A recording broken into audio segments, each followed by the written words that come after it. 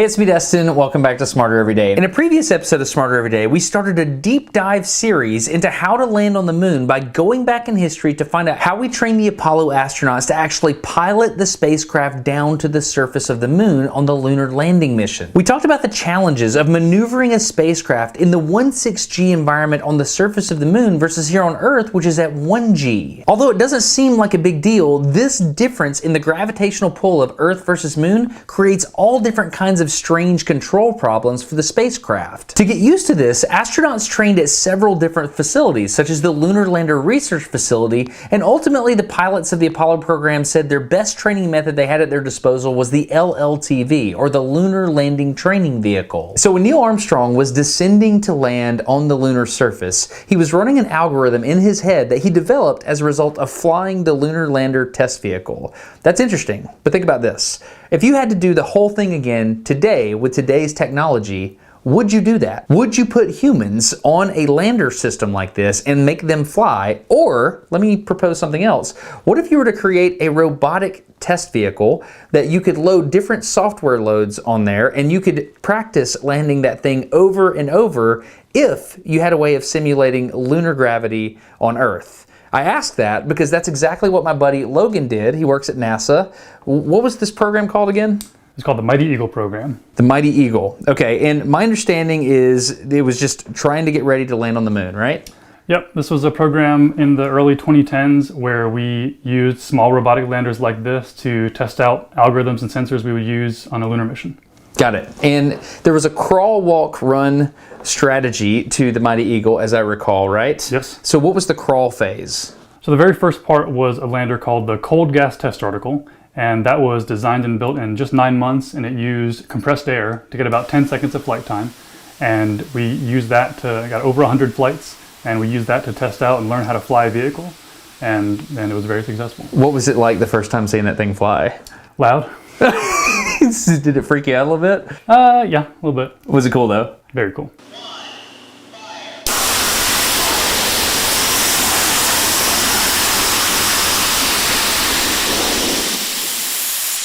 Okay, so once you start popping these thrusters, and it's a blowdown system, right? Once you start hovering that thing, you're starting to develop the control algorithm, right? Okay, so from there, that was successful and awesome. Fast forward, and you took me to the Mighty Eagle, right? This was the walk phase. Yep. So what's different about Mighty Eagle? So instead of compressed air, Mighty Eagle used 90% hydrogen peroxide as fuel in these two tanks here.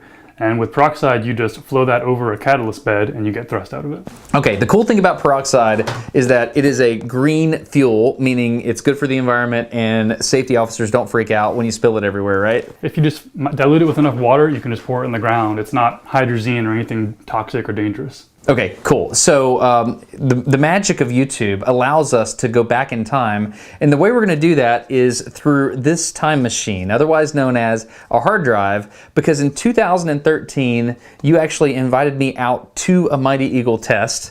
We've never published this footage. It sports you in a super sweet beard and mustache. It was pretty amazing, I'm going to be honest. Amazing is one word. Yeah, I'm sure your wife's going to love this. So the point here is you were doing the walk phase. What is the purpose of the test that we're about to watch from way back in the day? So whenever we changed something on the vehicle or tried to try something new, we would always start with a tether test. And so it was attached to the ground from below, and it would be a very short test.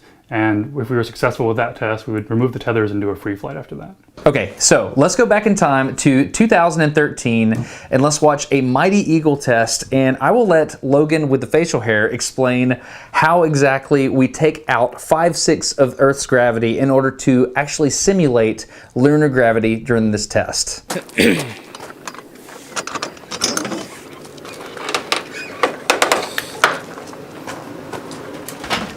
All right, this is it. This is called the Mighty Eagle, and this is basically a lander test bed. You can load different types of software onto it and test your software before you're actually working with the real hardware, but we're on Earth's gravity. So how do we take that into account? This test of the Mighty Eagle test vehicle is occurring at Marshall Space Flight Center located at Redstone Arsenal, Alabama. Okay, they've got it out of the trailer now. Now we have to get it over to the pad. That's where we're gonna actually launch the thing. So we have to get it over there safely without damaging anything, which is another routine in itself. So Kevin, you got 3 lifting points? Yes sir, I've got so where these red tags are, this is where lift points are all the way around. So how much does it weigh?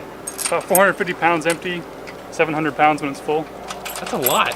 Yeah. So the propellant mass fraction, that's pretty, Yeah. that's crazy. It's a third. All right, Logan, what are you doing? Hooking up the tethers. Yeah. Don't want this thing to fly away, so put a tether right there on the foot pad. And we bolt it to the ground. We got these really cool energy releasing thing called soft stops. If you like jump off a building, it has a bunch of sewn nylon. It's like a dampener? It's like a dampener, yeah. Huh. So in case it does pull on it, which it's never done before, but in case it does, it'll take out a lot of energy, and then it'll hit this steel cable at the end. Basically, if this cable ever gets tight, then that's going to input information into the motion control that it's not expecting, and it's just going to go haywire. It's not good. If you pull a tether, it's not good. So we don't want it to go crazy, and so we got these really nice tether system to hold it down. Okay, let me explain this. This is a robotic test bed that's a lander basically, and it's used to test software, right, Logan? That's correct. All right, so this is, my understanding is this is a monoprop blowdown system, right? That's correct. That is correct. All right, so is this our, I'm assuming this is our nitrogen up top. Here's our nitrogen. So we got two basically scuba tanks up here. They end up about 3,000 psi during flight. Okay. And then that goes through a regulator that regulates it down to about 700, 800 psi. So this is just what we call our pressurant. Pressurant, right? Okay, gotcha. And then our propellant is in here. It's 90% hydrogen peroxide. So what's the difference in this hydrogen peroxide and what you have at home? What you have at home is 3% pure. This is 90% pure. Gotcha. This will hurt you. Yeah, this will blow you up, right? It'll melt to your face. Anything organic. Okay, gotcha. So do we have a bladder in here? No, it's just it's a metal liner, and it's carbon fiber overwrapped. And then carbon fiber and peroxide don't get along, so that's why we have these wraps on top of them to prevent. So we just have, I think that the gas inside of a pressurant tank like this is called ullage, I believe. Yep. And so that ullage, is that just on top of the liquid, and there's no interface there? There's no piston or anything? There's no piston. It's just the nitrogen pushing on the peroxide. Gotcha. Okay, I see. Real simple, real lightweight. And so we got the peroxide in here. Today we're going to have about 42 kilograms in there. Our max load is about 116 kilograms. Wow. So it's a pretty, not a full flight because we're only doing a short flight. So it's a light load. Light load. Yeah. And you push the peroxide out of the tanks, it goes under the deck, and it comes out the thrusters. And man, I noticed you had some DI water over here. Is that what that was? Yeah. Now, what was that for? Thrusters for flushing out our pump, anything like that, or anything we wipe with, we'll put it in there so it don't. So you have to use pure water to mess around with the H2O2, so you don't flash. Right. Got it. All right, show me what we got here. So under here, our big thruster here, we call it the EGC, the Earth Gravity Canceling Thruster. When we originally designed this lander, we wanted to simulate lunar gravity, and the lunar gravity is 1/6 of the Earth's gravity. So we have this thruster that throttles, and it continually offsets 5/6 of the vehicle's weight.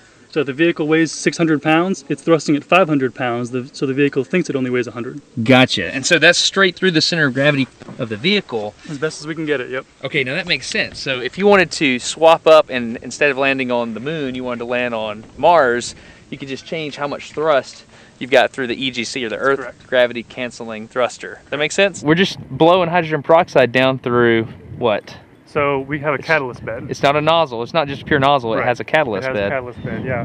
Peroxide doesn't get along with a lot of things, and one of the things it really doesn't get along with is silver. So inside each of our thrusters, here's one right here. This is a thruster? This is a thruster here. This is one of our descent thrusters. We have a catalyst pack that's got silver and nickel screens overlapping. It's about this much. Like up in there? Up in here, yep. Right in there. And so when you blow hydrogen peroxide across that screen, it reacts. It reacts. It decomposes rapidly, and you get pressure and temperature, and then we put that out the nozzle here, and you get thrust. Okay, so it's like steam? It's basically steam. It's water and oxygen. Yeah, so basically the point of using this is it's a green propellant, right? Green propellant, yep. That's awesome. If you dilute it enough, you can just dump it in the ground. So how do you, like if that's just holding it, you know, basically we're simulating lunar gravity by taking 5/6 of the Earth's gravity away, how do we translate and rotate? Now obviously you have to have thrusters away from the center of gravity, right? That's what these are?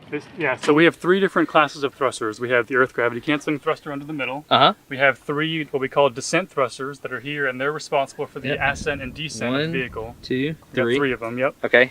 And that's actually what does the lifting. That's right, that's right. So the EGC throttles, but these here are called pulse thrusters. They're bang bang, they're either on or they're off. Okay. And so the vehicles they're hovering, you'll see them pulsing on and off to go send, or their pulse less to go down. And you'll So hear it's them like, go. Yeah, they're a little bit slower. They'll be like psh, psh, psh, Okay. psh, to go up and down. got it. All right. And then the other class of thrusters are these right here. These are called the ACS, or Attitude Control System thrusters. Yep. They're about 10 pounds of thrust, and they're responsible for the orientation of the vehicle. We have 12 of them.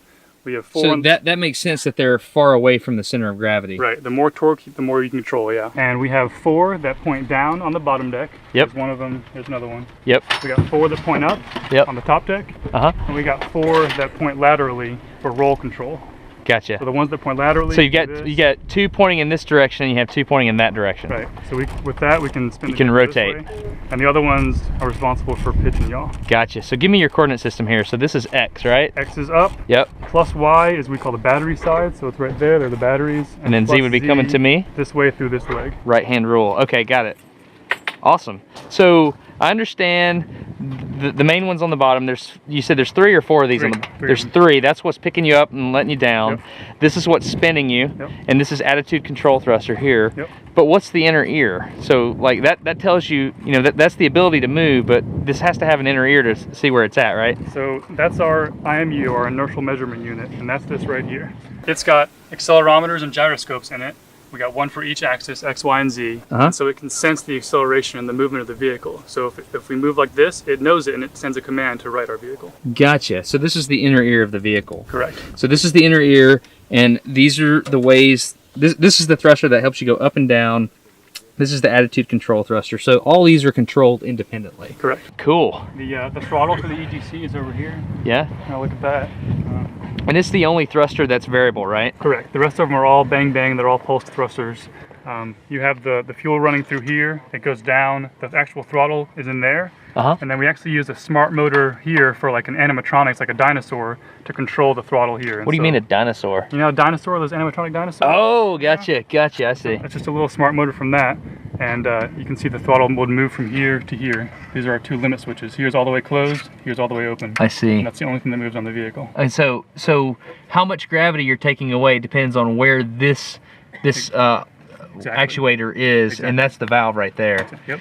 So the further back this way, the more open the valve is, And the more thrust you get. the more thrust you get. Yep. Got it. So the more gravity you're taking away. Correct. And so the further that way you go, the more closed the valve is. So that's more of Earth's gravity that the vehicle will see. And the vehicle knows how much fuel it's burning, and so it adjusts the throttle based on that. How does it know that? Does it have a flow meter in there or something? It knows, it has an approximation for how much fuel is used every time you turn a thruster on. Yeah. And it knows how many times it's actually used the thruster. Oh, so the vehicle has to, because you're burning fuel, the vehicle has to adjust its algorithm Exactly. during the flight. Yeah, it can't be a constant thrust. It has to start off more thrust, and as we use more fuel, you throttle less and less. Nice. So let me run you through it. Let me see if you explained it to me well. Okay. So I have the EGC, the Earth gravity canceling Correct. thruster straight in the middle. Yep. And then I have these, which are what lift me and lower me. There's 3 of them. What are they called? Descent thrusters. Descent thrusters. Okay.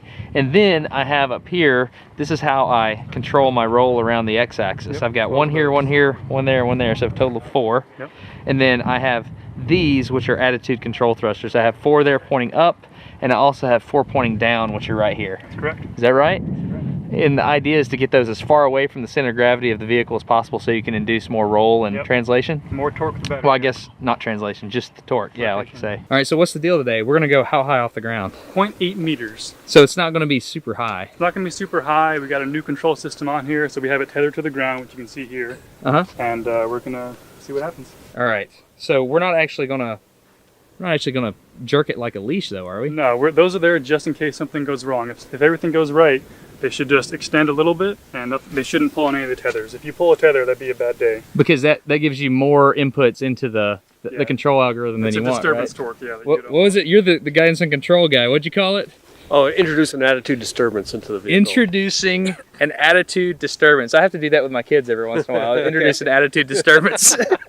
Once the vehicle was positioned and ready for test, we got ready by going to the blockhouse, which is a concrete area where everything would be controlled from. The countdown to flight is a long structured coordination between different team members. For example, there are technicians out on the pad, fueling up the vehicle and getting everything ready for flight. But inside the blockhouse, you've got engineers who are carefully monitoring every aspect of the system, getting everything ready to go. This process is scripted scripted down to every minute detail, which is carefully choreographed, such as the safe and arm keys, which are put into the arm box. Also, you have to make sure everyone around the facility knows what's about to take place. This is NASA Lunar Lander. We are getting into airspace. We T-minus 1 hour for flight. Okay, this is the final check before they do the launch. All right, go, no go. Dad?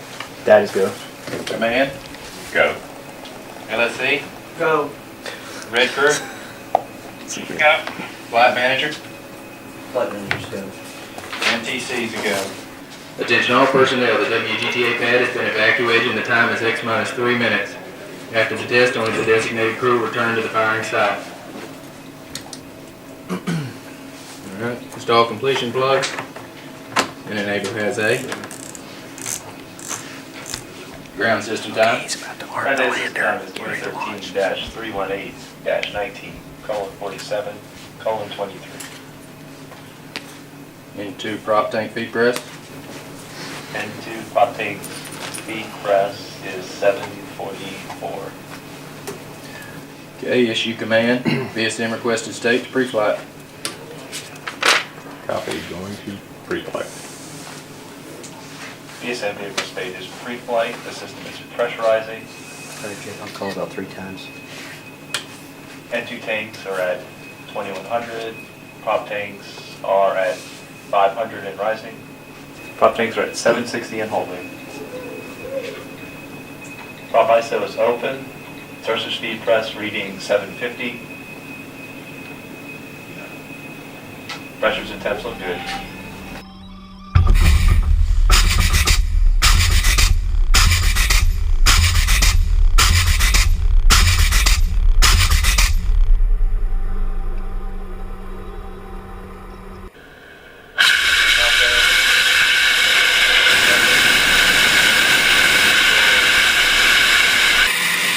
Hovering.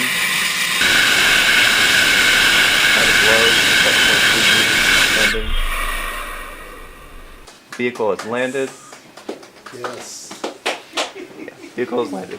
Okay, cool. So tethered test works. That thing was just hovering, but I mean, that wasn't like incredibly impressive, right? We went up and we went down.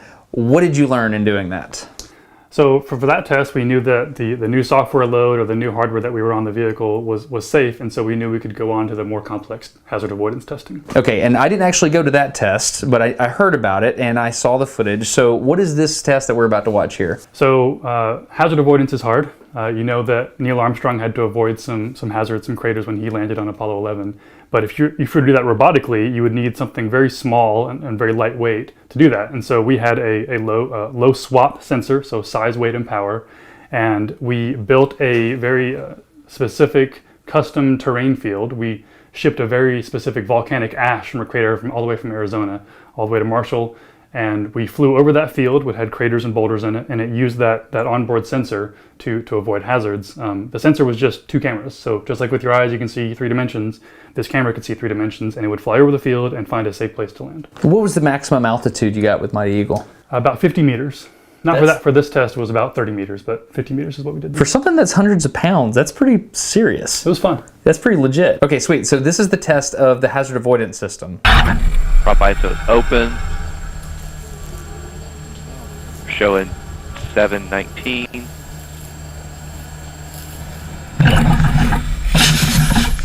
Burp sequence. We are still green. And we have temperature increase on all 3 thrusters. GCB is aligning.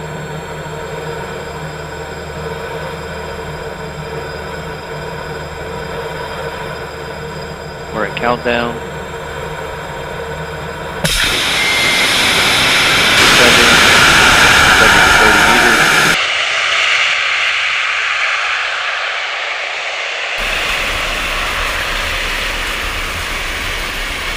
Holding. Vehicle is translating while descending.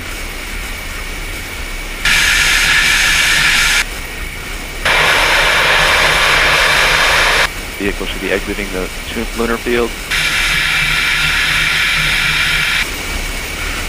Vehicle should be landing.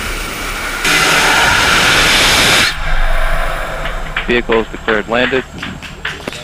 Set ground station limits to pre-process limits. So the Mighty Eagle was awesome. The question is, was it successful? Absolutely. Why?